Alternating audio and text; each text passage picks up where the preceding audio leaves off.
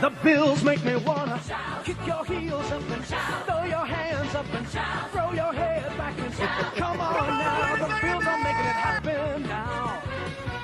Stand up now, come on and shout. Yeah, yeah, yeah, yeah. Shout it right. All right, and welcome into another Dude Champions postgame following another Bills loss this week, unfortunately. Lost a heartbreaker at the end there, 23-20. How are we feeling after this, student? Well, I'd like to welcome to the show my host, Matt Digert. This is Student Body Right. We are sponsored by W Energy, Ilya Palos, Sons of Erie, Kayak Pools, Beauty Pools, Hamburg Brewing sometimes, and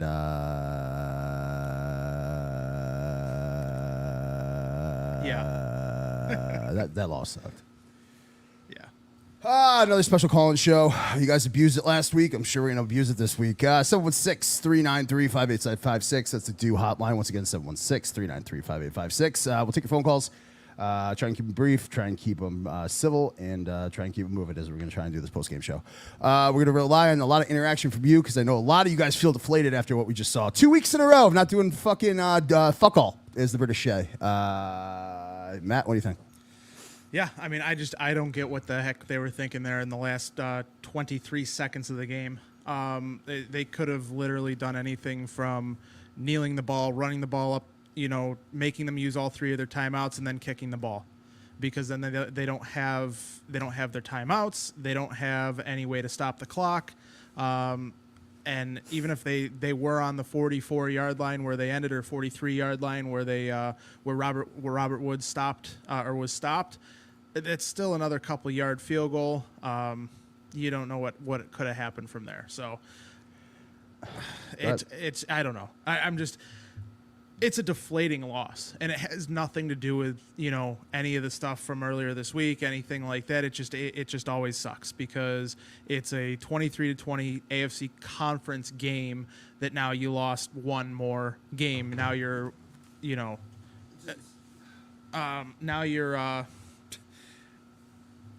now you're behind the sticks a little bit, even though you are 3-2. What? Behind the sticks a little bit? Yeah. This is not going to be a professional show. Yeah, no, it's a post-game show. This isn't. Yeah, absolutely. No, it's. I don't know. Losses like this, Fuck! Yeah. That's what it is, man. Fuck! Just not a. They're like avoidable. Yeah. And it's like, dude, people that thanks for your DMs, guys. By the way, from the other team people. I don't give a. Listen, you're not going to alter my life. A spherical game is not going to alter my life that bad. So right in the end, you're going to have to step it up on that. That mentality, I hope, leads into the Bills. That these losses are not going to alter the trajectory of their season. Right. Get that fuck out. Go ahead. I screamed him into the lake. So do it or I'm going. I'm leaving. Fuck. No, but mean it. I actually mean it. Yeah, I know you do. And this seriously, I love doing podcasts. I love doing everything. I love do champions, but above it all, I still hurt. It still hurts seeing these losses, as much as because it does come down to it, and it's modern life is war, bud. Yeah, as the jacket says, I suppose. Modern life is war. It's not fun. These are avoidable. These are. Let's get into it. You want to say? No, we're not going to save it for the podcast. Let's do it now. Peek in the pit. Go. So the pit was Josh Allen. I mean, that wasn't a chest injury. He did not play a good game at all. He truly didn't. He truly did not play a good game. He missed too many underthrown balls. Throws, was missing open receivers. Almost like he had the yips almost. Yeah, I mean, it was like right. It was almost like the yips. It was almost like that Stephon Diggs stuff got into his head a little bit, and he's like, don't do that. Stop. Don't do that. No, stop. Stop. I gotta go. That's not real. That's not real. Okay, fine. Go ahead. It absolutely is real. He's thinking more about. No, I'm not saying about that. I'm saying I got to get up for this game. I got to, so he's holding the ball a little tighter. He's got the yips a little bit on that. No. Okay. I'm sweating from Okay. moving all this equipment. No, that's not. He's a professional athlete, dude. This is year 7. This game means, guys. This game does not mean more than the AFC Championship game. No. Or playing the 13-second game and stuff like that. You say you got to get up for it. You got to get up for practice when you don't want to do this. This is the culmination. If you feel like you got to get up for a game, retire. This has to breathe through you, because if you gotta bring yourself up, right, for a year's worth of work, 7 years worth of work, and a career's worth of work, this is how you pay the bills. This is how and the bills sometimes are your soul, because your soul collects tax, right? Right. Because the soul lives and lives and lives, and it lives through others. It lives through people's passion. Sometimes the soul dies a little bit, and that's when you got to take a step back. Sometimes it's at halftime. It's rest in peace. Yeah. But he knew. But if you got to get up for anything, you're flat. Why do you lift all those weights? Build Parcells, So Pitt, Josh, huh? Yeah. But you said that had to be the what? I said that had to be the peak on Friday. Yeah. And I said he needed to go out and have a good game, throw for 300 and 350 yards, and because he didn't have anything, and I actually have two peaks this week. Okay. One being James Cook. We saw him catch the ball a few times out of the backfield. Unfortunately, he couldn't get his body in on that one down by the goal line. He caught the ball. We got Benny commenting no. I don't know what he commented on. I don't know either. I'll get him a link if he wants to come on. Benny's a good one. Yeah. Benny, I'll just shoot me your email in that chat, and or text me your email, and I'll get you a link if you want to come on. All you need is your iPhone and send, or actually just you can call the phone line 716-393-5856. Absolutely, the phone line's right there. Use it. Okay, yeah. If you want to use the phone line, Benny 716-393-5856. We'll get you on the show. Just call in. We'll listen to you. I'd actually love to hear Benny's opinion. Benny the barber, he's fantastic. Cuts a lot of the bills. Cuts me and Matt. Did not cut this mustache, which he did. But Tommy Giambra doesn't want to cut. He wants to add. Tommy Giambra said, I'm sick of Hollins and Samuel. And he comes back. His solution is go get Amari Cooper. Is that even on the docket, you think? So Amari Cooper would be the cheapest receiver on the Bills this year, because of his salary that is being paid by Cleveland and everything. Sure. The other opportunity is Benjamin's betting. I got betting coming on. Go ahead, finish your thought. The other one is Devontae Adams. Do whatever you can to go get him. Okay, we're gonna bring Benny on right now. Hey, what's up, Benny? How you doing? You've called the post-game show for Dude Champions. Benny Santana, Benny the barber. Benny, what's on your mind, buddy? What's going on, guys? I don't know what's going on with these guys, man. It seems like our defense tired. Our wide receivers are not completing passes. Like, it just seems Josh is frustrated. I don't know. Our line seems to be doing a decent job. I don't know if Houston's D line was tougher and they fought us harder, and it's receiver. I mean, come on. We had a lot of drop passes, a lot of penalties. Right? Yeah, we had a lot of underthrown balls too. Up. We had a lot of underthrown balls from Josh. Underthrown and overthrown. Sure. Josh doesn't seem himself, right? I mean, that Keon Coleman offensive pass interference. I don't know if he was trying to, when he saw the ball was underthrown, I don't know if he was trying to come back to the ball and draw one himself, because that's a spot fall 15 yards. Yeah. That changes the trajectory of the game, because even on the next series, you don't have any timeouts. You could punt the ball, and you could completely take them out of the field goal range. But to not advance the ball any yards and actually go backwards and know that even your best kick is going to give them a chance to end it, that is unacceptable. It's terrible coaching, and you're not taking any time off the clock. Yeah. I see a lot of guys talking about coaching. I mean, is McDermott the guy, Can we do it? We just called it a three-headed monster. We said McDermott's finally leading the team. We finally have Joe Brady as the offensive coordinator. We're finally trusting Bobby Babich to totally take control of the defense. You didn't have that with Leslie Frazier. You didn't have it last year when McDermott was calling the defense. So are we holding them accountable, or these first-year Blues as a first-year offensive coordinator and a first-year defensive coordinator? I don't know about first year with the offense and defensive coordinator. I mean, everything seems to be running smoothly. It just seems that the past 2 weeks, we're off. I don't know if we're distracted or, I know we have injuries and on our defense and, Shakir was out, but I mean, this one beat ourselves up, penalties and drop passes, a lot of missed tackles on the defense. So yeah, I mean, this is a team loss. Benny, for sure. I mean, missed tackles is another big one that we've talked about multiple times on our show on Third and Manageable on Friday nights. And, missed tackles can't be a thing in a McDermott defense because you don't there's no real, like, quote unquote big plays to come out of. You have two more or less rookie safeties that are not conditioned to converge and fill the alley. You can't have missed tackles on. You can't have arm tackles on the defensive line, and then you can't have out of place linebackers who get washed out by offensive linemen who get to the second level and put their big bodies on them. And then on top of that too, I'm really annoyed on that Dalton Kincaid non-reception that McDermott didn't throw a challenge flag. Because it's the same as the timeout. Yeah, true. Yep, late like that, late in the quarter. What do you lose? I mean, it could have went both ways, but late in the quarter, you got to throw that flag. So, Benny, you listed a lot of concerns. Was there any? We call it the peak in the pit. You listed the pit. Are there any peak performances that you thought? Tyler Bass, he knew what was on the line. It was more than the game on that. I mean, Bass was consistent. I mean. How about Martin? Those punts. Not that he should be out there, but I mean those punts were amazing, and especially backed up on his own end. I feel like he's just got to be consistent. Tyler Bass has just got to be consistent. I mean, he played a good game for when he had to be in there, and he did his job, and that's all he's got to be is consistent for everybody to believe in him.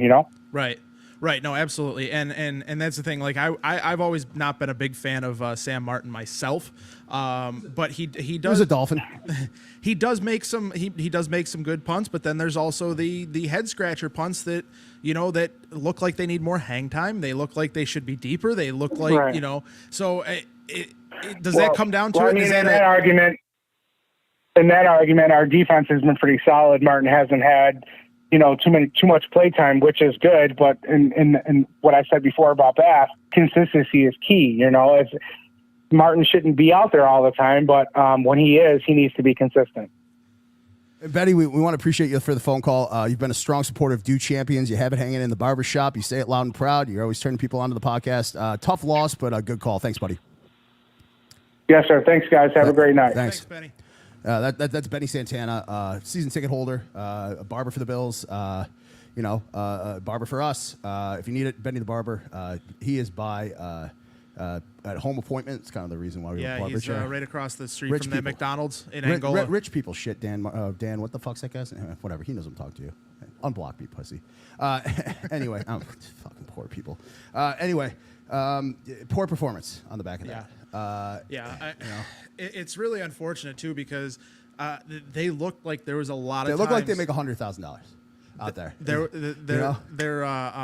They definitely look like they could have had a lot more going, and it would either be a drop, it would be a procedural penalty, a holding. Some of them were ticky-tacky, but at the same time, if you're playing loud and fast, right, and you're completing balls, if that ball's out of the arm quick, if you're the line judge, that ball's out quick. You're looking for it goes for protection fouls, right? Go offside. The procedure for the line judges, right? Procedural, pre-snap procedurals, right? Make sure everybody's on the line. Shout out, what's that guy? Quinterius Tony. He's probably listening at home on his couch. The Chiefs guy. Oh, I have no idea. Who lined up offsides from the slot? Kadarius Toney. Yeah, Kadarius Toney. He's probably watching on the couch. Shut up. Kadarius Toney. You're looking out for those, right? Because there was an emphasis last year. There was 18 more over the standard average called last year. So there's an emphasis.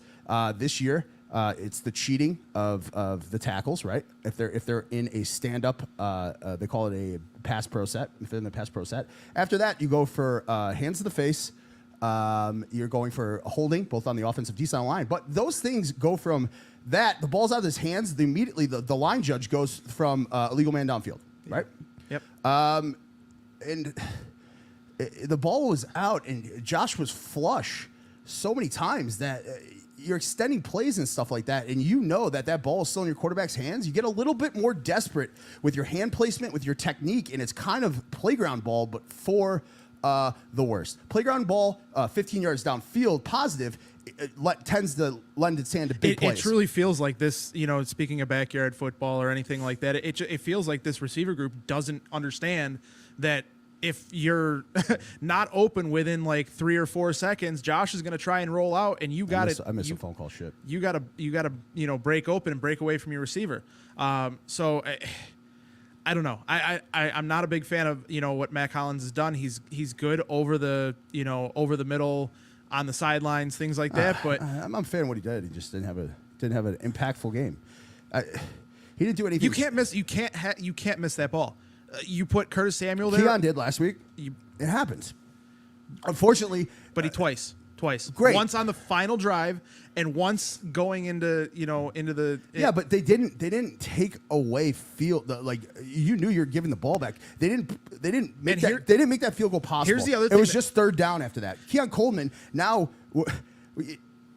You have to kick it to him, right? Right. Because you can't run the risk of that ball just going out of bounds, and then it's the eye test with your sideline official, right, where it went out of bounds, and that goes. I mean, that's a crapshoot. Yeah. So you got to kick it to them. You have to rely on your kick coverage. I thought the kick coverage was fine.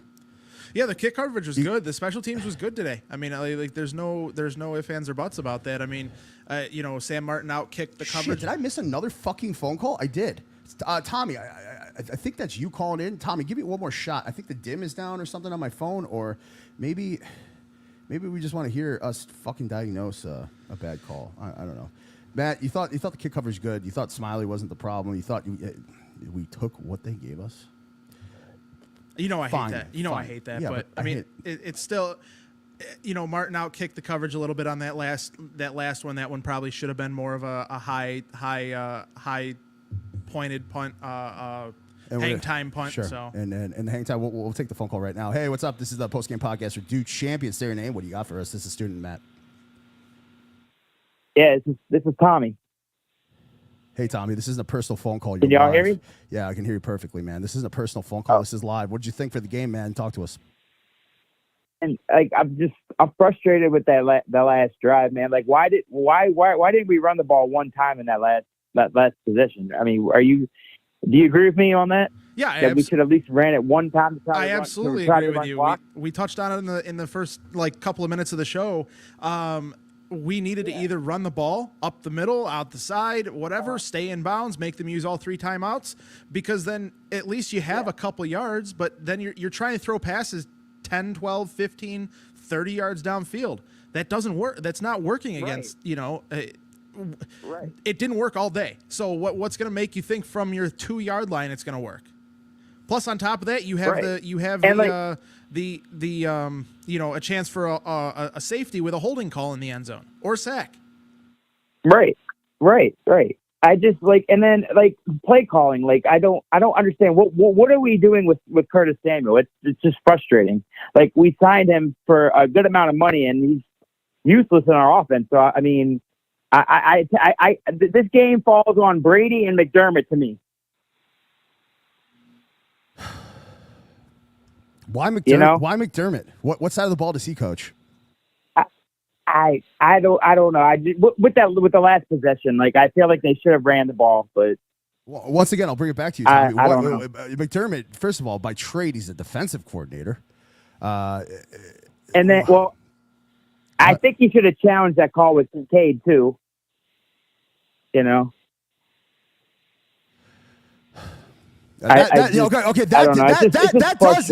does fall on McDermott. He's the only one. They give you one, for such a cheap piece of fabric, bro.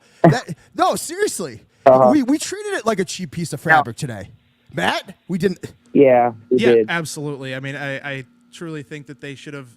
They wasted a timeout on the James Cook. On the James Cook one, because they were trying to get a call down to find out if it was a catch or not. They wasted that. Right. So rather than use that timeout, throw your challenge flag. What are you going to use it for in the last minute and 30 seconds of the game, minute and 42 seconds of the game, as they're trying to go in? Right. So I mean, that's how I feel. Great call. Yeah. That's a brilliantly put. So I guess you could put it on McDermott. You could put it on Brady, and I mean, like you said, Josh wasn't perfect himself. So, like, I don't know if just what was getting in his head, if the drops were getting to his head, or like the receivers not getting open. Like, I don't know. If we want to be competitive, though, I think we need to make a move at receiver. What do you guys think of that? I am 100% on board with that after this game. I was hoping that it was a bad game last week and not a bad sign. I know I've asked that question multiple times to a few of our shows, but also I think it's looking like a bad sign from the receiver group because Shakir went out. Yeah. Shakir went out. That's it. That's all they didn't have. What do you mean that's it? Well, that's a big deal. No, it is. But I don't know why it took 20 minutes of the show to get into it. We played here's that. The thing. Okay. Here's the thing. They're saying that this year everybody eats, right? So why should it matter if Shakir goes out? I get it. Like a wide receiver 1, wide receiver 1B, right? Wide receiver 2 is important, but they're sitting back and talking about it and saying everybody eats. Everybody eats this year. So when one player like that goes out, yes, it's a loss. But everybody else has to step up, and everybody has to continue to eat. Okay, that's why it's a big deal. You just answered your own question.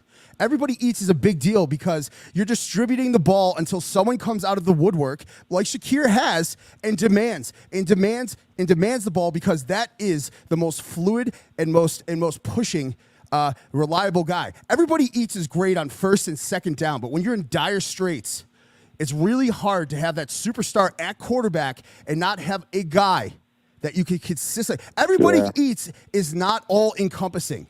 And he tried to go to Dalton Kincaid and make him that guy today, and he just was dropping the ball. I think at one point he had like one reception for a couple of yards and 4 or 5 targets. Josh at one point was 0 for 9 or 0 for 8. Yeah, 0 for 7. Yeah. Anyway, are y'all concerned about the hit he took? I mean, he got up grabbing his chest. I think that was a bit of theatrics. Yeah. I think he knew that. I did see that. Like, if you watch it close, his helmet did hit the turf pretty hard. If you watch it from an Eagles point of view, you saw that his helmet. I think, and not to get into anything that I don't know about because I'm a has-been. So are you. And I'm a fan first. I'm not a. My words don't mean anything, but from my my smarter than the average bear, I would say, in my just from my optics, you're taught that you get up and you grab either a ancillary limb or you say it's an equipment thing, right? One of the things that me and Matt were looking at, Tommy, was did they take away his helmet? Because that is procedurally, you need to take away his helmet if you're going to go through the concussion training thing. That was one of the things. So when he's grabbing his chest, I don't think that's indicative of anything that went on the field. And I think not to say that there's any skullduggery. Yeah. I think he knew that the game was on the line and he wanted the ball in his hands and he was going to do everything to give himself another shot. And we also lost it down with Trubisky. I mean, you go in there and you see Josh is running on the field. In the headsets, they're like, "Yo, we're gonna get Josh back on second down. Try and pick up some yardage. But that was a foregone conclusion that they were gonna run the ball there. I mean, and it comes down to it, and we'll get your thoughts on it here in a second, Tommy. But to me, he was trying to keep his helmet away, like on him as best as he could. Yeah, he was like threw it on a helmet warmer. He's like, I'm good. And they ended up calling down. But I mean, even that, not talking about the James Cook timeout that wasted after that. Why not take the timeout there to let Josh, get back in? Why isn't McDermott? Why isn't McDermott, checking on Josh to find out, are you going in this play or do we have to wait another play? Is he going to get cleared? Things like that. So it just almost seemed like a mismanaged game. You want to ask him for a fuck real quick? Yeah, give us one. Tommy, give us one. Give us a fuck. Give you one? Fuck! Yeah, you know what I'm saying? Yeah, I appreciate Tommy the phone call. Thank you. Thanks. If anybody doesn't know, that is we just had Tommy Giambra on the show. That is a guy. He's stalwart. Works for Dude Champions. He's one of the 19 strong that we've built on this network. So, everybody's gonna have their weaknesses. Everybody's gonna have their weak game. They just tend to compile when it's 2 weeks in a row. Not to look ahead. But, we do have another couple games to play. We have a divisional opponent coming up, right? The Jets next. thank God. And I tweeted out before. Thank God our division is looking like our division. But at the same time, that is a curious mindset to get into. That we just have to win our division. Right. And I mean, it really comes down to it at this point right now in the season. You're still 3-2. I mean, nobody was expecting you to go 17-0, 16-1. You're going to lose games along the way. It just sucks because I'd rather this be potentially an NFC opponent rather than an AFC opponent, because that kind of hurts seeding later on in the year. Especially against a team like the Texans, who we're probably going to be competing with for, second, third, and fourth as far as the division goes, because I truly don't think we're going to lose the division. I think that, the Jets are going to end up, 9-8, 10-7, something like that. Maybe even 8-9. 9 and negligible. Yeah.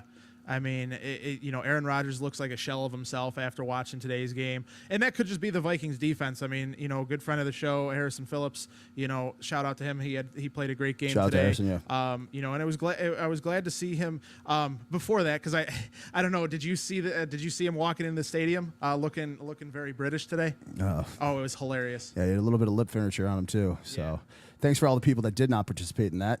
You guys are now my sworn enemies, and if anybody knows me, I am the most vengeful person in the world. Best thing I can ever do is I'm going to fuck you. It's just, what is it, Matt? I always say, I'm going to fuck you. You're going to know it was me. You can't prove it, and I'm going to do it right to your face. So any of my enemies, anybody that's not wearing a mustache, I'm looking right at you, Matt. I better see one next week because I'll do that. I got a couple people that did it, and we do appreciate it. Everything we do here, philanthropy involved, man. Matt and I now, Matt is going to co-run the charity this year, the bocce tournament. I guess I'll go ask you on there. Would you co-run it with me this year with Harrison? I would love to answer you if you'd put your mic on. Yeah. Well, that's one of the things of I operate. Yes, I'm telling you, you are. Yeah. No, that's fine. So everything I wouldn't turn that down either. Yeah. So, but that's one of the things that's like tough, man, because on these losses, it's real nice for us to place. It's real nice for me to place a text to Alec or Spencer or Kyrie or whoever we're homies with, right? Harrison. When things are riding high. Now you kind of want to stay out of their way because they have to kind of hunker down if you start compiling some of these losses. Well, because it comes down. It truly does. It like we're fans. We're talking about this here, but they're hearing it from everywhere, right? And yeah, they're not deaf, dumb, and mute, right? And so if we can keep off of them as best as we can, so that they can, continue to grow as a team, as players. What we got? What? Sorry. I don't know. My whole mic your whole rig's down.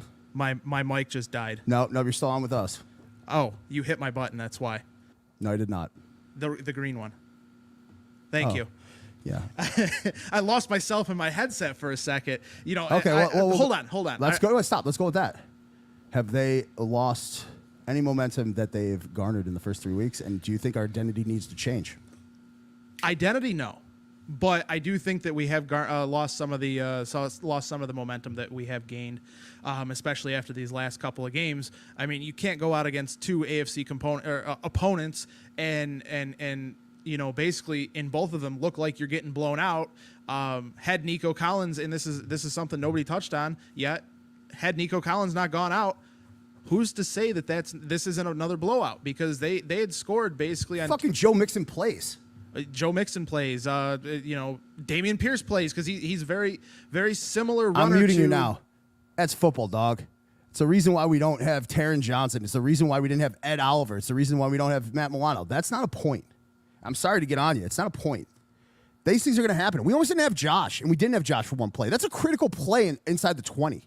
Okay? That happens. That is the identity that I just asked you about. Did we lose any? As we have to go into the second team, the third team, do they possess the same best on the field identity as our best bits? Go ahead, man. No, they don't. They don't. They don't. They don't. And as far as talking about Nico Collins, I'm not saying because they had a game plan to stop their receivers, and they were not stopping them. They were not stopping them. They were not stopping the receivers. They were not doing anything. Might want to pull that out of there. Division I athlete. Not you, Dan Mitchell. Fuck that guy. But I'm being serious. Like, I understand it's a what if and things like that, and I know what you're saying, but we could have literally seen another blowout because the offense was not moving, and that was more my point than Nico Collins went out, so it was going to be a blowout before that. That wasn't my point. My point is you're not able to continually keep up with these teams that have these strong offenses. That defense who hasn't given up, those long touchdown passes looked like a first year defensive coordinator was running them. It's certainly an anomaly. It's almost like you can't get beat over the top in any type of zone coverage. You just can't. And that starts with alignment. It starts with tracking where the quarterback is in the pocket, because obviously pocket shift, and as well as your defensive assignments. You can't get beat over the top that quick. You get beat over the top in playground ball, okay, they extended the play. That's on your D line. But to exclusively get beat over the top, I didn't look back on it. I got to look. It really doesn't matter. Cover 2, cover 3. We weren't in cover 1.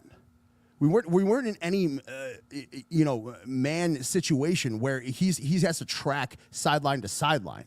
I don't think we were in cover 1. We wouldn't demand it, right? So to get beat over the top like that badly, not on a 50-50 ball, but of an in stride ball, which led to the advancement so fucking quickly.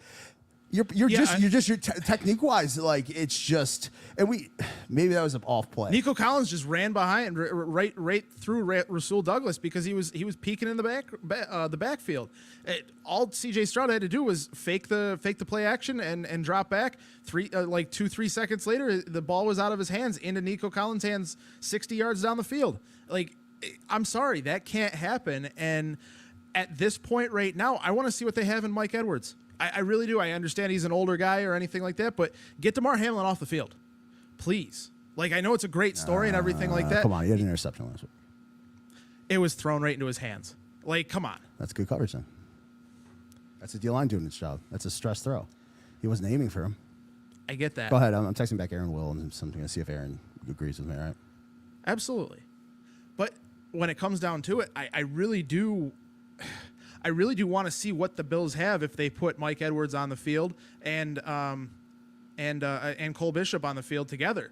I mean, you're talking a 2-time Super Bowl winning guy in Mike Edwards, and he can't get on the field over Damar Hamlin. Like, that's either that speaks for him or that speaks something much better about Damar Hamlin the way he plays, or it speaks something against McDermott that he's only playing guys he knows.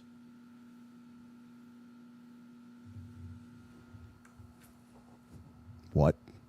He's only playing guys he knows? Come on. We talked about it in the beginning of the season. If we were the tripod both in the coaching staff and the tripod upstairs with Bean, Josh, and McDermott, playing guys he knows, this is his roster. He made a bold move by not re-signing Poyer, letting him go. He made a bold move by letting Micah Hyde walk, even though there was a one-sided interest in him coming back. He better know these people. He better be smart enough as a year 8 head coach. 7th or 8th season. Jake looked that up.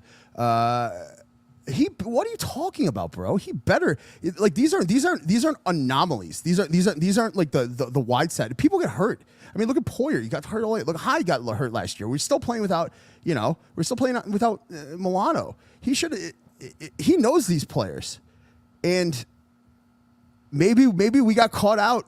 We got caught out with thinking that we believe in them too much because they've been on the roster for a while. But then again, that's a bad point because Cole Bishop's in there. Your thoughts? Well, I mean, that's basically what I was saying is McDermott is using guys he trusts rather than, somebody who could potentially be better suited for his defense or for Bobby Babbitt's defense. I understand Mike Edwards came in with the hamstring and stuff like that, but at this point right now, get him on the field, see what he looks like, see what he can do. You brought in that kid from Minnesota, Lewis Sine. Say that state again. Minnesota. I thought you said Minnesota. Minnesota. Yeah. Me and you later might be jumping in the lake and swimming to Minnesota. Might have to go through some channels and a couple other Great Lakes, but the lake is Matt. It's kind of behind you right now. Get out of the way. Can we see it? Well, switch camera. Maybe put it down, maybe put it up. You don't got to do shit. The lake's right behind us. There's a very good picture of you just standing and looking at the lake. We're at the Casa de Student right now. And what were you thinking about when you're out there alone, buddy? Just how this team can do this again and waste another year of Josh. Like, it. Waste another year with Josh. Yeah. He's only got so many. I mean, like, what do you mean? Why is he impervious to criticism? He didn't play a big game. I'm not saying that it's wasting. I'm not saying he's impervious to criticism. Some of this game was on him, absolutely. But it feels like I don't feel like he's the crown prince right now. You're wasting some of Ed's years. You're wasting some of Epenessa's years. You're wasting. Whoa, that was a lot of that was a demon coming out. You're wasting some of McDermott's years. You're wasting. We got to get off this train, and we're not saying that anymore. You agree? We're not wasting Josh's years. Inflict your will. That's what we always say to people. So Josh, like the underthrown balls when you're on the move, we didn't see that a lot even in the last 2 seasons. No. I mean, we haven't seen picks and stuff like that, but we're playing we didn't play great playground ball today. If we're flush, we're playing playground ball. What do you think? I don't know. I think this offense needs to stay away from playground ball with Josh, and I think that's what that's truly what it got to. Got with Josh getting away from that, it's helped him to kind of grow, and they stopped using a lot of motion. I didn't see a lot of motion today. We didn't see a lot of play action today. I'll have to go back and look at the data and stuff like that, and get with Jake and see where they've lost out on that stuff. But the things they were doing in the first 3 weeks, they stopped doing. Like the motion with Curtis Samuel and getting James Cook out of the backfield.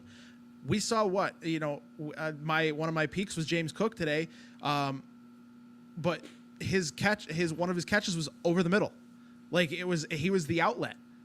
He took it for 24 yards, but like why have they stopped the motion and stopped James Cook coming out of the backfield and making it look like Samuel's going the other way, and Josh then has 2 options. If James Cook is covered, then Curtis Samuel may not be covered, or one of his receivers downfield.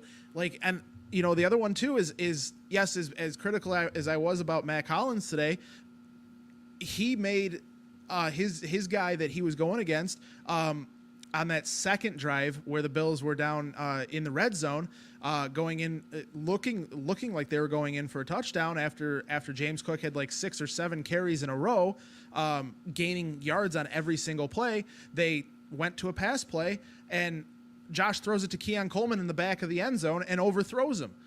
Matt Collins, had he waited an extra half a second, Matt Collins, or had Josh gotten out of his own head or whatever he was doing and just played Josh Allen ball and it's threw the ball to Matt Collins on a rope like he did a couple years ago to somebody like Touchdown Jesus. What am I thinking? What is his name? I don't think it's important. Jake Kumro. His one catch with the Bills. I'm just saying that type of throw where Josh just puts it on him, and if he makes the catch, great. If he doesn't, okay. But he didn't even make an attempt to make that throw, because as soon as the ball was leaving Josh's hands, Matt Collins is wide open by about 5 yards.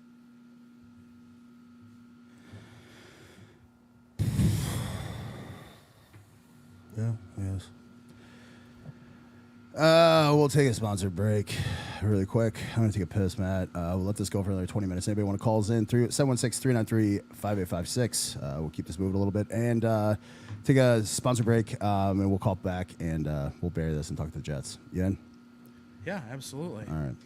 We'll talk to you guys soon. Here we go. We'll do it live. Fuck it. The Bills make me wanna kick your heels up and throw your hands up and throw your head back and come on now. The Bills are making it happen now. Stand up now, come on and shout. Yeah, yeah, yeah, yeah. Shout it right now, baby. Come on, come on.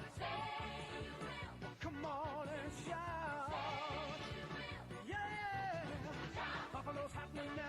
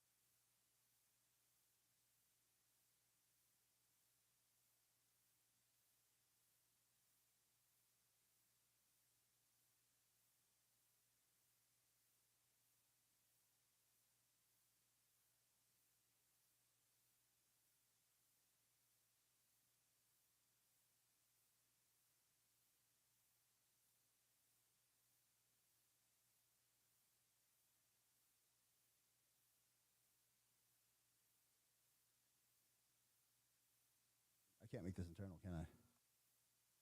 Are we live here on this? If we turn it up, yeah. Nah, Aaron. Yeah, Aaron's golfing. He said he might call in. So. The bills make me wanna shout. Kick your heels up and shout. Throw your hands up and shout. Throw your head back and shout. Come on now, the bills are making it happen now.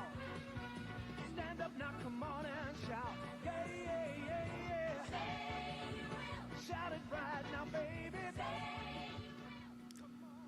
All right, welcome back into, after that little bit of a break there, we wanted to, both of us take a little bit of a break there, because good for a breather. Good to be pragmatic. You know? Is and we're texting Aaron Williams. We might get Aaron Williams on later. Good friend of the show. Guy, good contributor to Duke Champions and everything we're trying to do here. Why don't you make the announcement now about what we're going on? I think next week might be a pre-recorded, but. This is a guest we secured. It's a good one. Maddie, you make that announcement. We're very proud of it. So first and foremost, we are sponsored by Iliad Apollo's Restaurant, 3785 South Park Avenue, Blaisdell, New York, 14219. Shout out to both Ilio and Dennis there. Definitely go down there, check it out. And this is a big thanks to Dennis as well for helping us secure this guest. Again, thank you, Dennis. But it's we're going to have Frank Reich on the show next week. So definitely tune in for that. That's gonna be a lot of fun. Definitely tune in for that. That's gonna be a lot of fun. and it's good. It's good. We'll have Frank Reg on, as we say, nothing but illustrious guests. Frank, as you guys know, head coach of the Indianapolis Colts, spent some time in Carolina, and engineered one of the greatest comebacks ever. And to pivot with that, so we want to thank Frank Reddick on. We'll talk to him this week. This is one of the networks to plug us a little bit because I feel like we're always plugging sponsors. Maddie, the amount of DMs we're getting about like people enjoying the content, appreciate y'all. This is not the main thing, especially for me.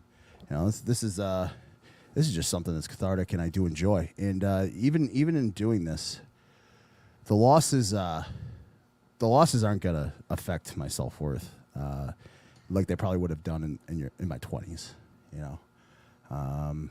No matter what level of football you play. I mean, Maddie, you never talk about it. Maddie was a big prospect at the Division I level. He got hurt, he got ankle surgery and stuff like that. And unfortunately, that's sometimes the way careers go. Sometimes it's when your number called. And when Frank answered his number, man, that was cool, right? That was really cool. And with all these injuries we're compiling, you appreciate Matt. I feel like I love talking to you face to face. You got those baby blue eyes.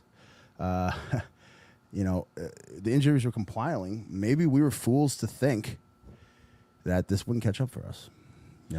Yeah, I mean, but we're starting to get healthy now. I mean, I don't think Taron Johnson may have made too much of a difference this week. Maybe he makes a Terrell Bernard did. Terrell Bernard did. He had a pick. He had that great stop on 4th and 1 that got us the ball back. I mean, it definitely is. Definitely was good seeing him back on the field. Looked like he didn't have any too much of a conversion on that ball. Real nice. Yeah. Yeah. Jumping right over that pile and hitting the guy right in the hole as he was going in and sending him the other way. Well, I'm talking about the interception. Oh, yeah, that too. That too. People are like, what instinct? I think Dan Fights texted that. What instincts? Guy, they're in the Tampa 2 cover. Like you just have to wall off zone turn to the outside, and he did it. That's not instincts. That's him playing. That's him playing technique to the letter. But the part of instincts that I think, because I want to see the all 22 because it did not look like he was going to be anywhere near able to make that interception, and then all of a sudden he flipped and made the interception. Flip your hips. It's called wall off zone turn. Flip your hips. If there's no one to wall off, with the wall off, like poof, zone turn in. That's what it is. Tampa cover 2. The worst thing, and we always talk about this. If you guys want to listen, not to be a fucking cunt, okay, but I don't stunt on anybody ever. I know a little bit. It's the wall off, right? You wall off and either zone turn inside if you're in a 1, if you're at that hash linebacker, or you're converging on the outside. And he had no to wall, so he just converged out, and then he made the athletic play. Mm-hmm. So it's instincts now. It's technique to the letter. So Bobby's teaching it. Yeah. So it's hard to bag on him. No, absolutely. It's hard to bag on him. you know, when we have Williams in there, Daquan Jones, he played it. He got some upfield pressure. You know, he's an older cat. He's not going to have the motor, whatever you think. He's not going to have the motor like Ed, and he picked it up, especially because his course load got bigger without an Ed. Right. You know? Right. And I really like seeing it because he was in the backfield a few times. He was chasing down C.J. Stroud.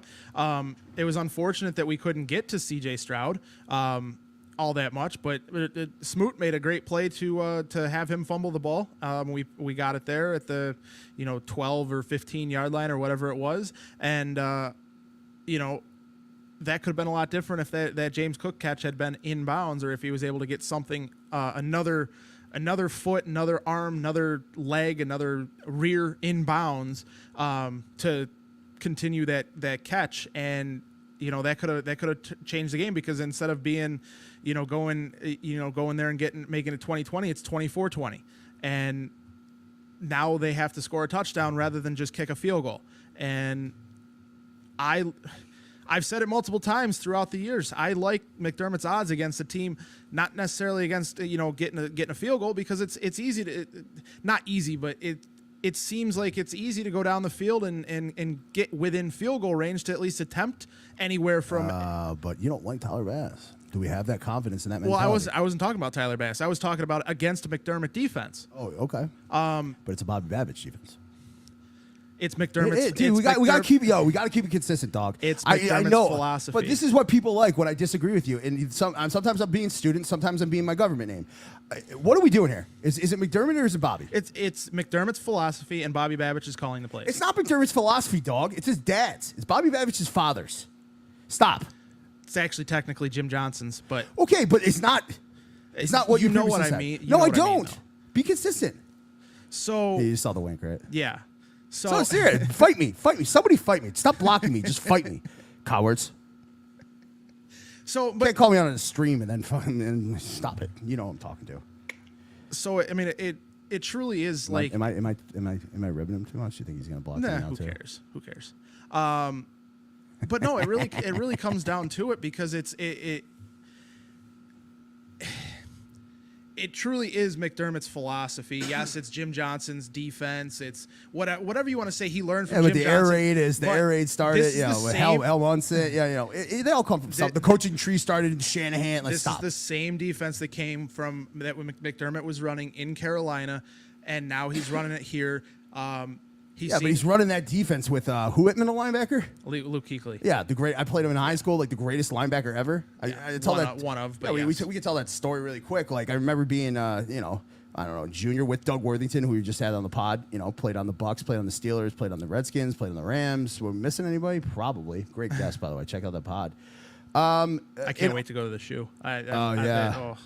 Yeah, we got invited to broadcast a show with Doug. He has the official Ohio State podcast, and he was like, he had so much fun with us. Fuck! I had to get that out.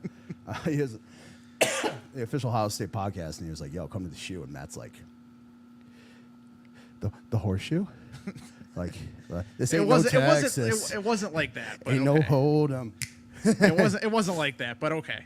I'll give you that. It's a good thing you were wearing dark jeans, buddy. Glad the table was above, No, yeah. He's talking pieces.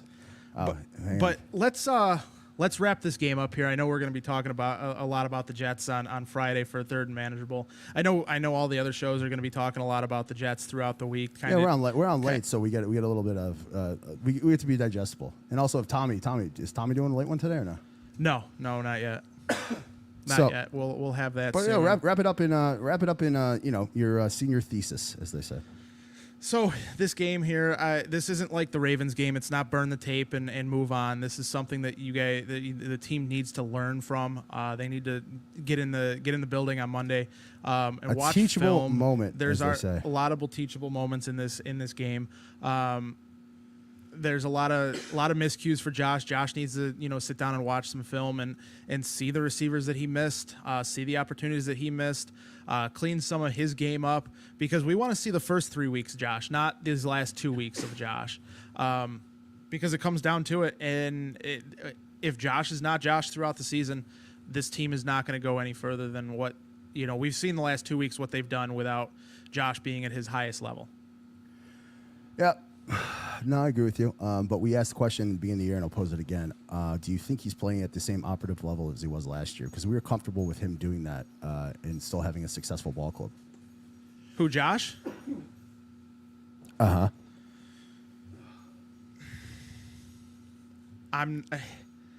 I still think the team's going to win the division. I really do. I'm still up there. It's not saying much, but No, I know it's not, but I still think that the Bills are going to win the division. I think they're going to do enough to win the division. Do I think they're going to go anywhere in the playoffs this year? No, I truly don't. I think they'll get past the wild card. I think they'll go to divisional round again. But I think you good? yeah, I think I'm just choking down this loss really quick. Oh, yeah. Give me another. I'm gonna cough really quick just to get this loss Yeah. out. You want to say a fuck? I'm gonna cough. Fuck. I didn't have the beep button. Man. That's okay. I hope the fucking FCC isn't listening. Anyway, finish it up and then I'll trim in. Yeah. So, and I think there, like I said, there's a lot of teachable moments throughout the game. It's, some of it's on Josh, some of it's on the defense. They've really got to improve. They have a really good Jets defense coming in.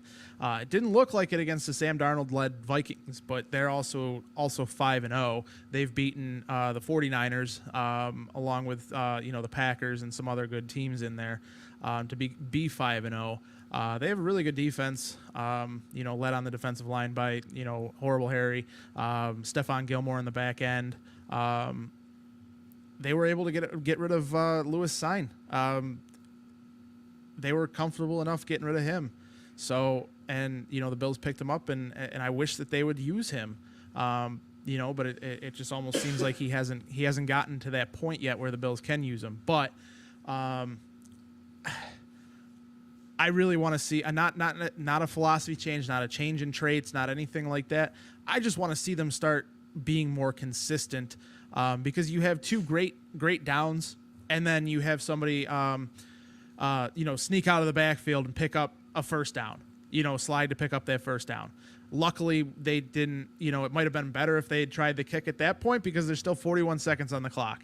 So that kind of almost I don't know. But that wasn't intentional grounding by C.J. Stroud kicking him out of and that was a day one. The thing. play calls. But maybe did the receiver break wrong? Maybe all 22 Yes. question. It's an all 22. No, question. he did break wrong for the Texans. I think it was Dalton Schultz. I'd have to go back and look, but it looked like he broke wrong. He broke the other way. C.J. Stroud threw it to him on the sidelines, still in the tackle box. It's textbook intentional grounding. But the play calling needs to get better on both sides of the ball, situationally better. Situationally, I mean, I had a Bills media member texting me. Well, we won't say who. You know what I'm saying? Yeah. And he was just like, "Good lordy, coaching. You got to advance that ball. You advance that ball. Put it this way. I'll turn you down. I'll turn myself up. Turn me up in the mic, yo. That little shovel dink. They converted to make that field goal a little bit more manageable. That works on both sides, bud. We get a little shovel dink and just advance the ball just a little bit. Sam Martin's not kicking out of his own fucking end zone. That takes him out of field goal range. Hang on. Takes him out of field goal range. The announcers did a terrible fucking job, dude, of making it binary with that stupid line. That stupid red line that's like, if we get to there, it's a makeable field goal. What? What are you talking about? That is 57 yards away. That is 171 feet approximately away. That is a long distance to kick a field goal. And I'll tell you what, for the first 0.4 of a second after he came off that foot, that was going wide, and it curved back in. And for a ball of that of that shape. You got to be really, really good to manipulate a ball on a curve, especially when you're kicking in the middle of the field. I thought one of the best things we had for Tyler Bass and why that field goal felt manageable is because it was on the left hash, and that's where he's kicking his extra points anyway. I mean, just from technique wise, if you're kicking it from the middle, you have a deviation from the right and the left. And what would you say, feet wise? it would be probably a 40% deviation. If you go over that, you're going outside the post, right? But if you're aiming right and you have that entire fucking square footage from for the entire length of the crossbar, the deviation goes down to, I'm not going to do the math, but the deviation, it goes down there to hit that knuckleball, which he did. It was probably a curveball. 6 yards back, if you advance the ball, or if he doesn't catch that ball, 6 yards back matters, and that's coaching. It's field positioning and coaching. You know, you put your punter in a bad spot, and you make it easier from the team that's trying to convert the 3 points for the win.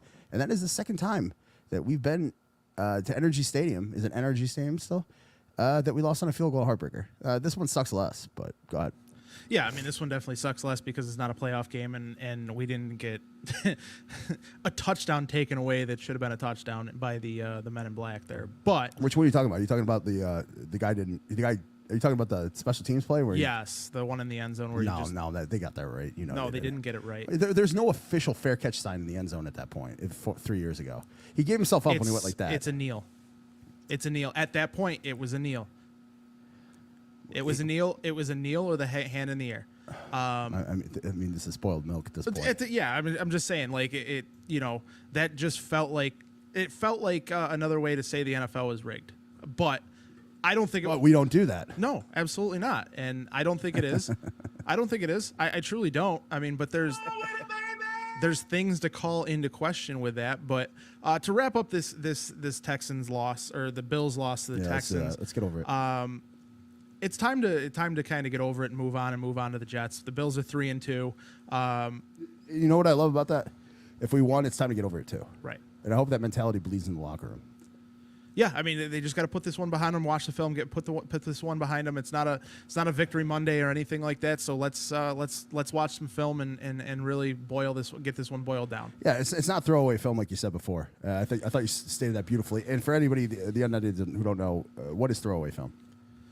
A blowout loss, the Ravens game. Not only necessary, it's a series of non-teachable moments that you don't want in your mind's eye. Right. I think, right? Right. So wrap it up. In 10 seconds or less, the elevator pitch. Where are opportunities as we fly home tonight? Opportunities are on defense in the safety room specifically. Linebackers seem to be playing well. Dorian Williams seemed to be, on his game today. Terrell Bernard seemed to come back and, play very, very well after the injury. Looked like he didn't miss a step at all. And on offense specifically, it's Josh. He needs to look within inside himself and realize, I got to play within the offense. Okay, what is there to forget about? Go ahead as I load our next chapter in our next game versus the Jets. Say that one more time. What is there to forget about on this plane ride home? So what is there to forget about? Forget about being in Houston. Forget about everything that was said all week about Stephon Diggs, about everything like that. He's no longer on the team. Let's not worry about it. It's one loss in a very long season. You got 12 games left.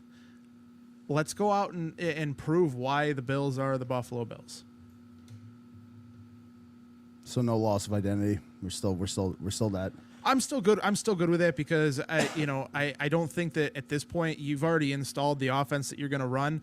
You're not going to you got away from your identity a little bit playing the bully ball because you saw 6-7 plays in a row. James Cook was picking up 6, 7, 8 yards. Same thing he was doing against Baltimore. Same thing he was, and you got to use that to be able to, work off the play action fakes with Josh and the rollouts that you want to use with Josh and things like that. Okay. And you can't do that if you get away from your identity from the ball or from running the ball. Okay. Are you willing to sit there and say that MVS and Samuel are a wash? Go ahead. MVS, yes. Why? They're just not finding a place in the offense for him. Okay. Specifically, and Curtis Samuel, it seems like if anything, they need to change the identity that they're using him with, because they got to stop these, wide receiver screens, tunnel screens, whatever you want to call it. They need to stop throwing him the ball within that 1 yard and let him use his speed downfield. Okay. And yak it up. Yak it up. Have job, because I think if it's Curtis Samuel running that Mac Hollins route today, I think that's a touchdown. I don't think that's overthrown to Curtis Samuel. He runs a 4.3. How tall is Curtis Samuel? It doesn't matter. I think the speed makes up for it. Yeah, but the reason I ask how tall he is because He's 5'11" or 6 foot. Okay, it's easier to get your head around that. You know what? I'm not going to do this. You're right. I'm not going to be a student. You know the duality of my personality. Mac Hollins, homie. Not to call out a professional athlete because we have too many of them on this podcast, and we have empathy. I'm not ready. Yeah, we get it. We get it. But you got to get your head around when you have a positional break. You have over the top on a boundary corner. You got to get your head around. As a receiver, you always have to be ready. You always have to know the ball's coming to you, and that's the reason why we call him Gator Gabe. Yeah. Right. Right, because he comes out of a break and it's almost like, huh? When the ball comes to him, his hands aren't ready, and that's why you get these erratic, quick. The Gator Gabe. Shout out Jesse. It's a good Gator Gabe. Speaking of Gabe Davis today, it looked like him and Trevor Lawrence almost got into a fight on the sideline after the first couple series. That's not being pragmatic. They literally that's not what we saw here. No. I'm just saying. No. Yeah. That's what I'm saying. Yeah. Well, when did that personality shift? I just think he's the guy who's holding poker nights with the whole team here. I just think that is that because the culture? We really should celebrate the culture we have here and know that we're knit and they're not listening to us. They're not listening to the media. Maybe that's a talking point. If he's so punchy and if he's so interjection, if he's going to interject that's the time to have that. I didn't see that here. Yeah, and it was. And I'm not trying to make it about a different team. I'm talking about the culture here and the respect. And maybe that's the silver. He literally had to be held back. Oh, I didn't see that. Yeah, no, I didn't see that. He had to be held back. How did you see that? You were watching the game with me. I was watching. I saw it on my phone. A clip on my phone. You were in my fifth bedroom. Yeah. I was watching. Watched the clip on the phone. I watched the clip. I watched the clip on my phone. The king. Of him and Trevor Lawrence on the sideline. He threw Trevor Lawrence threw the tablet at him. What? And what? Davis almost punched him out. He had to be held back from throwing a punch at him. I'm sure Shad Khan. That's not in his culture. Let's talk about his culture for a second. Yeah, sure. The Home Depot? Is he a Home Depot guy? No. What's Shad Khan? I don't know what he is. AEW wrestling. Come on. That's completely up his alley. Yeah, we should get Steve Michi on. Yeah, that'd be fun. I would say it's Steve Michi because he's boys with Andy Williams. Every Time I Die and all that. He's good. We can get anybody. I truly feel like, but that's because of the community. Yeah, the community we're in. Yeah, it's with Frank Gregg coming on and stuff like that and all that. You did get the bickering Bills back there, but they addressed it. Half-heartedly, whatever. But that doesn't occur here. So you're not going to get the State of the Union based on sideline antics now that Diggs is gone. By the way, Stephon Diggs, you won. Shout out to you, man. Hey, how about you buy a house in Houston and then? No sour grapes. Yeah, fuck you, Diggs. No, I'm just kidding. No sour grapes. But celebrating right in front of McDermott. Yeah. A bear crawl. No, I get it. I mean, and that's the thing. But what I want to touch on is the culture, and the culture is going to ride us through this rough patch. I hope so. Like the seas behind you. I hope so. And I really want to touch on this real quickly. Go to you. I don't think that was a drop. I truly don't think that was a drop from MVS. Maybe they rule it that way, but that was a great play by Stingley, coming through the ball, actually playing through the ball, stopping that, knocking it out of his hands. Maybe if he came back a little bit, MVS came back to the ball a little bit. Maybe he doesn't. He boxes out Stingley a little bit better. I don't think he picks up the first down if he comes back to the ball a little bit more. But it makes it more of and I hate using this, a tush push, a buffalo snowplow, whatever they want to call it for, using Josh Allen falling forward.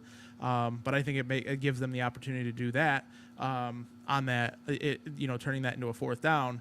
But, I don't.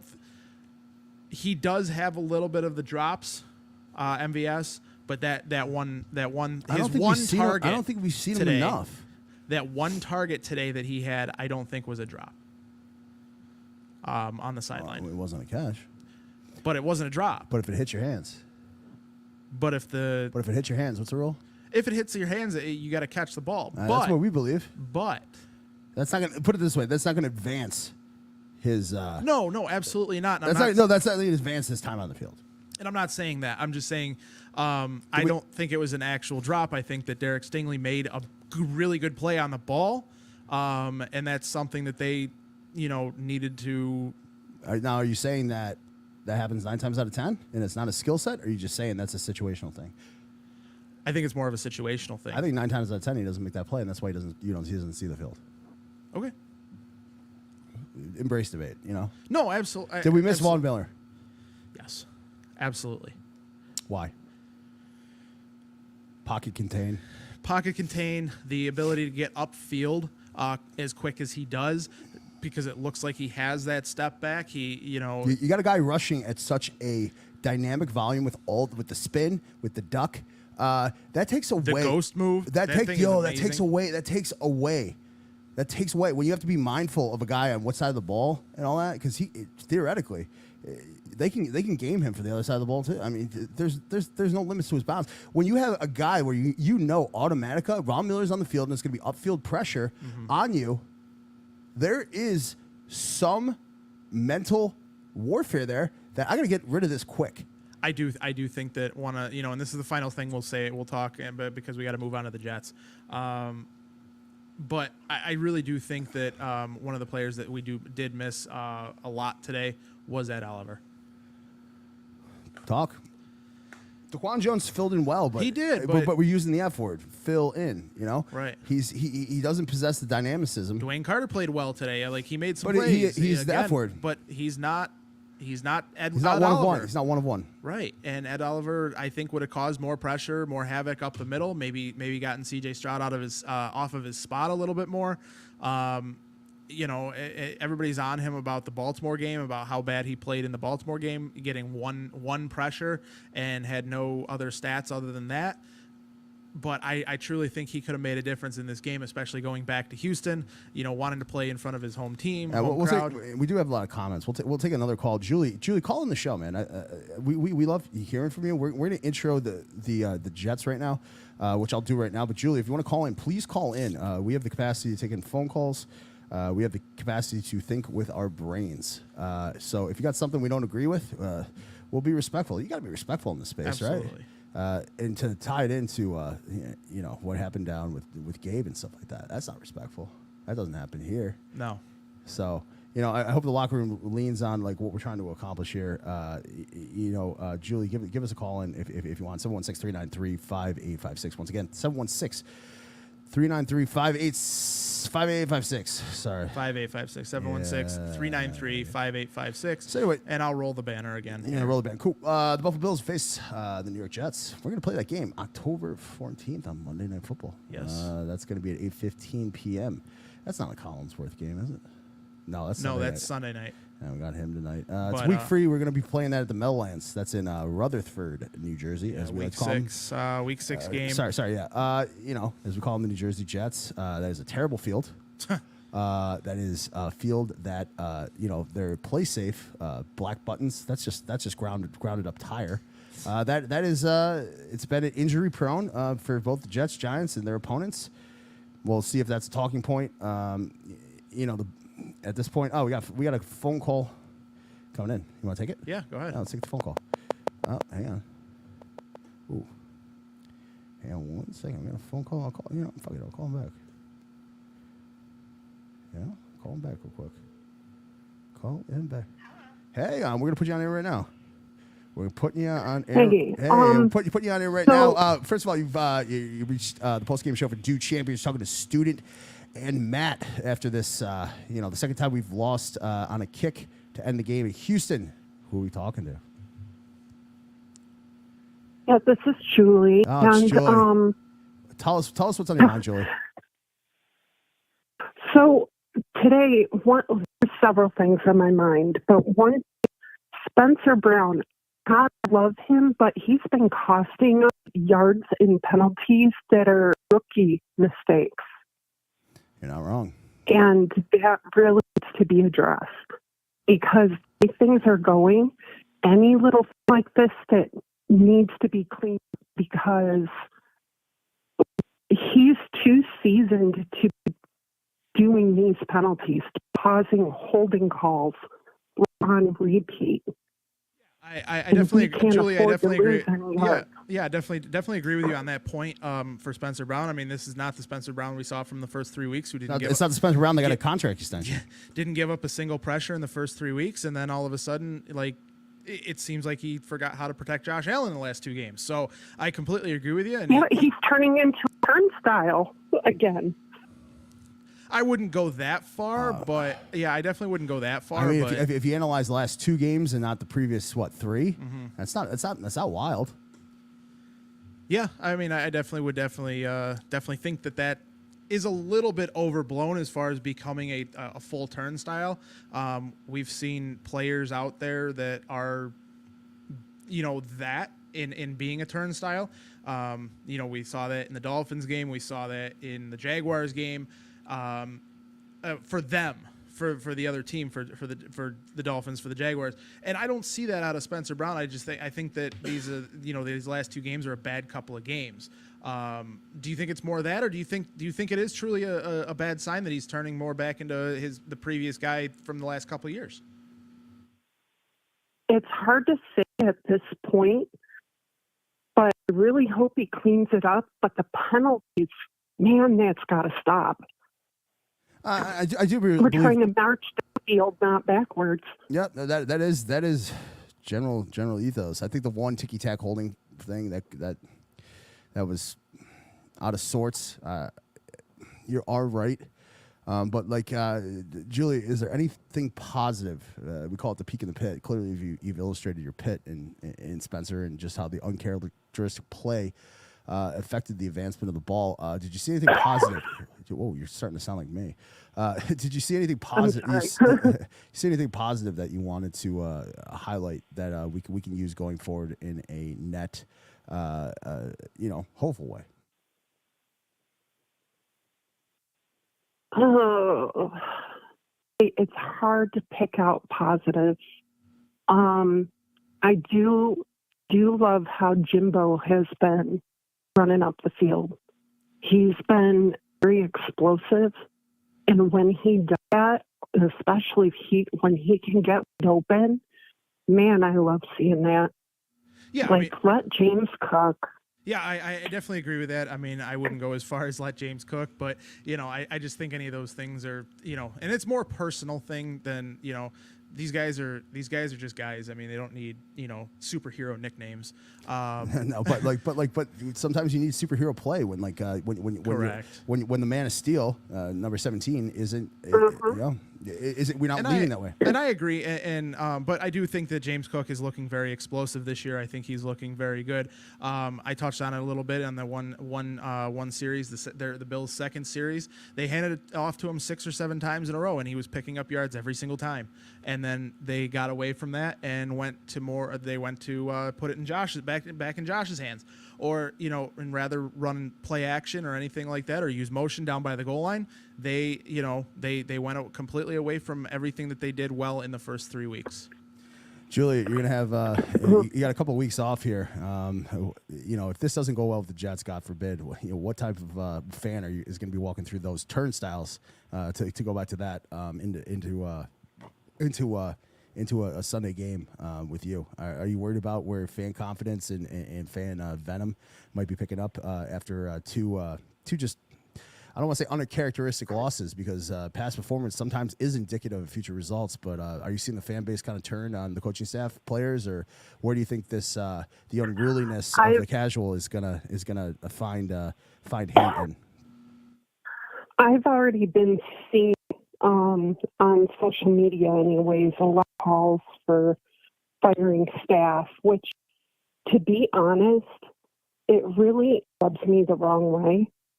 It's too early, and to say, especially the stuff against McDermott, makes me mad because where would we be if we didn't have McDermott? To be honest, It's not a bad point.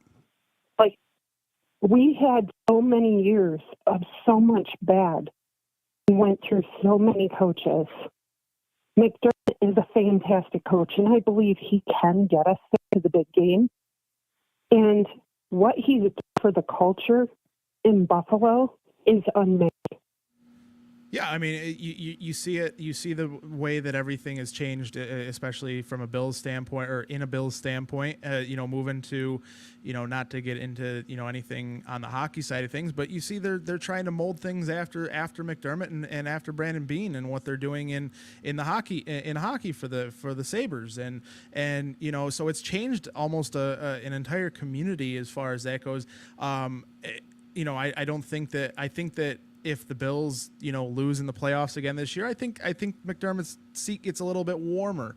I don't think he's on a hot seat or anything. But like that might be self-inflicted of the warmness is because he set the standard. Right.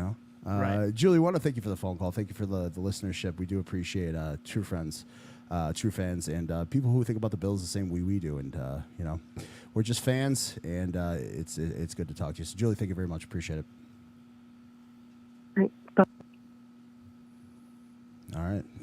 I like good phone calls. Yeah, absolutely. Especially burning down the house and all that other stuff. It's better than the phone call we got on Friday saying you were Harrison Phillips or doing a Harrison Phillips lookalike. Yeah, maybe I am, but at the same time, that's why I'm me. They're picking me apart.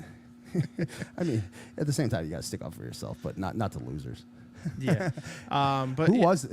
I don't even want to know who that was because I think it was so playful that they knew I'd take it the right way because I can tell you exactly who it was. No, I don't want to hear it. No, I don't want to hear it. I don't need the room shit.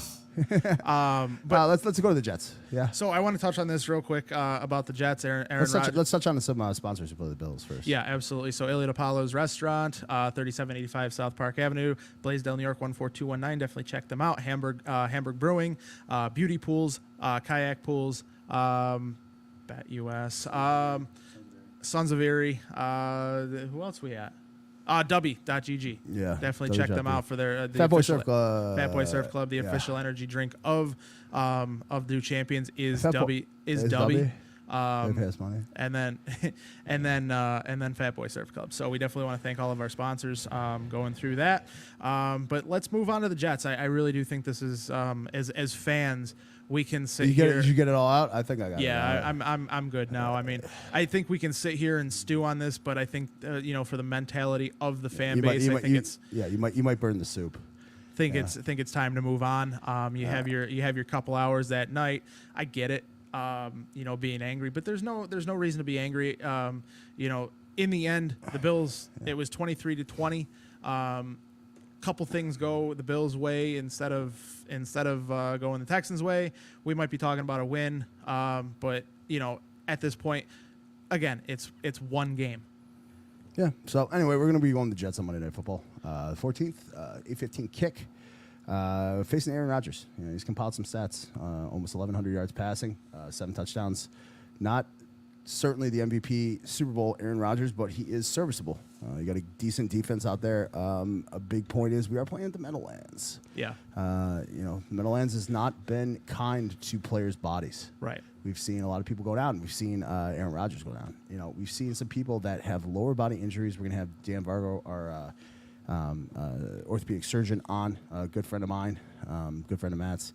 And he's probably going to talk to you about, because I really want to talk to him. I mean, we'll probably have Fischetti. You want to have Fischetti on this week? Yeah, probably. Yeah, probably good idea. Chris Fischetti from the Buffalo Bills. Because I want to hear from some of those guys that actually deal with the injuries. How that field actually is, because we see it here, and yes, it looks. We make the joke it looks black on TV, but racist.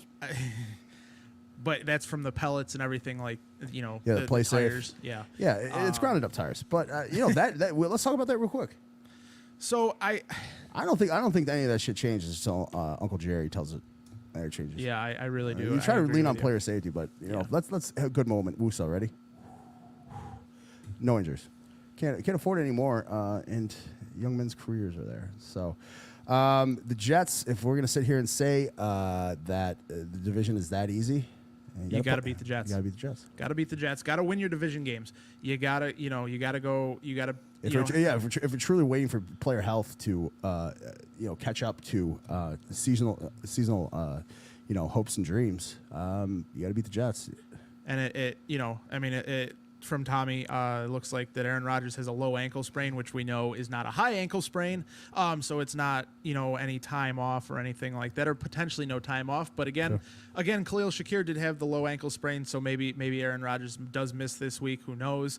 But no. I don't think he does. I'm not saying he does or anything like that, but I think it might hinder him a little bit, in the passing game, being able to step into certain throws, being able to, get out of the pocket. His body of work has enough situational opportunities to figure out how he's going to play at a high level. Expect high level play. It's a divisional game. They've seen each other a lot.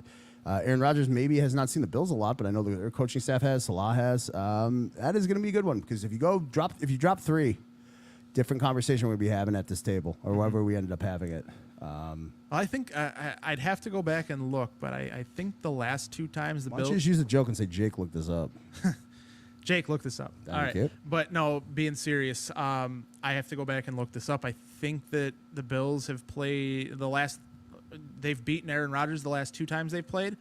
I'd have to look it up, but because I'm not 100% sure on that.